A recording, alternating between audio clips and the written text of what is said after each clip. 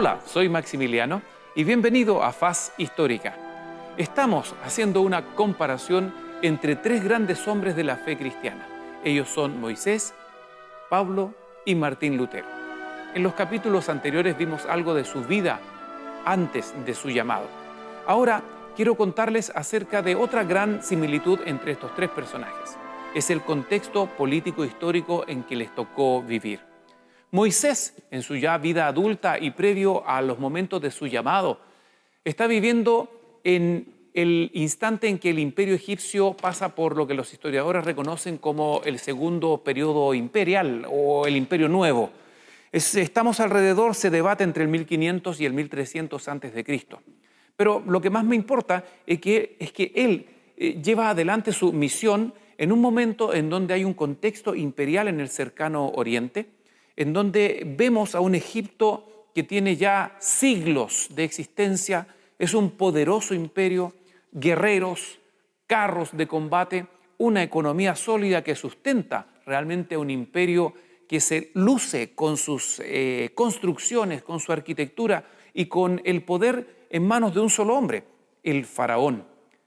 Esta etapa de la historia egipcia es conocida por los historiadores como el Imperio Nuevo, en donde se caracteriza por su expansión territorial y por las conquistas. Un ejército poderoso, ahora acompañado de carros de combate. Domina la desembocadura del Nilo, también el Alto Nilo, una parte del Sudán, el cercano oriente, el corredor siro-palestino y hasta la misma Mesopotamia. Es el imperio que impone el nuevo orden en el mundo conocido para Moisés. Y es él quien se atreve a desafiar nada menos que al hombre más poderoso del mundo, al faraón. Aproximadamente 1300 años después, el apóstol Pablo está viviendo un contexto muy similar al de Moisés. Han cambiado las épocas, las etapas, los contextos, y es el Imperio Romano el que rodea la vida del apóstol Pablo. Pablo habría vivido su conversión entre los años 36 al 39, según se calcula aproximadamente, fecha en la que está gobernando Tiberio. Este emperador podemos decir de que es el heredero, más que personal, es el heredero de todo un contexto preparado con anterioridad por el gran Augusto César. El conocido Augusto que llamó a hacer un censo en los momentos en que Jesús naciera. Augusto César logró decretar la Pax Romana, es decir, al fin el imperio vivir en paz. Es un momento en donde la riqueza, la cultura, la arquitectura del mundo romano está en alza, está en un momento cúspide. Faltan algunas décadas y siglos también de majestuosidad de este imperio. El apóstol Pablo entonces le toca vivir en momentos en donde su tierra natal, Palestina, Jerusalén, es una provincia, las que se dividían en senatorial, imperial, pero particularmente la provincia de Judea era una provincia limítrofe junto con la de Siria, en donde había fuertes contingentes militares. Por eso siempre vamos a ver a esa legión romana en todas las escenas de cada película ambientada en la Tierra Santa en estos años. Y el apóstol Pablo entonces es un ciudadano más del imperio en los momentos en donde se convierte y decide dar pasos seguros como un seguidor de Jesucristo.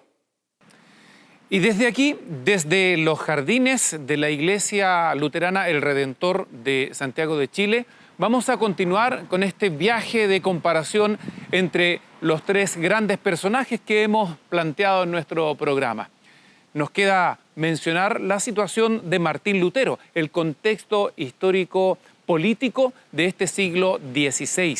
Martín Lutero le tocó vivir en los momentos en que Europa tenía un control hegemónico y político concentrado en la persona de Carlos V.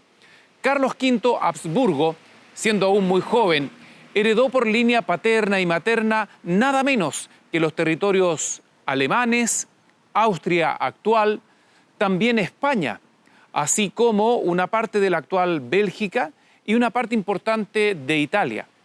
Al ser rey de España y rey de Alemania al mismo tiempo, por esta herencia de parte de los reyes católicos, así como también de Maximiliano de Austria, nos lleva a que Carlos V se transformara en 1521 a uno de los emperadores más poderosos de la historia occidental, ya que juntamente con España hereda toda América, que está en una fase de descubrimiento y conquista. Carlos V tenía además posesiones en Asia, destacando Filipinas. Por eso no es falso decir que sobre sus dominios nunca se ponía el sol. En ese contexto, Martín Lutero le toca vivir, y nada menos que se enfrenta a este emperador en 3 ocasiones importantes, siendo la Dieta de Worms la más importante.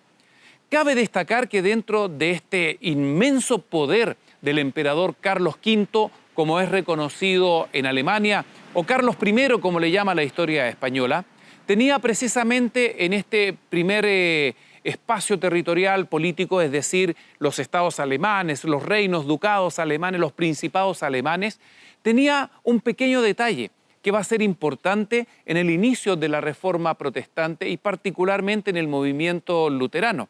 Y es lo que conocemos como la Dieta, que sería el equivalente al Parlamento, una reunión en donde los príncipes alemanes participan frente nada menos que a este emperador de poder, podríamos decir ya, absoluto.